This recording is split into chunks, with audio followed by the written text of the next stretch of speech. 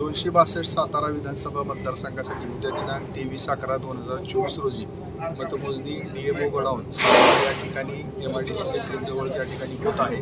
यासाठी 8 वाजता सकाळी मतमोजणी सुरू होणार आहे. त्यामुळे निवडणूक जे काउंटिंगचे प्रतिनिधी आहेत त्यांना आपण 7:30 वाजता हॉलमध्ये एंट्री देणार आहोत. एकूण सातारा 262 विधानसभा मतदारसंघामध्ये 464 मतदान केंद्र असून 464 केंद्रावरील मतमोजणी ही 20 टेबलच्या माध्यमातून होणार आहे. त्याचप्रमाणे साधारणतः आत्तापर्यंत प्राप्त झालेले 2600च्या आसपास पोस्टल बॅलेट आहेत.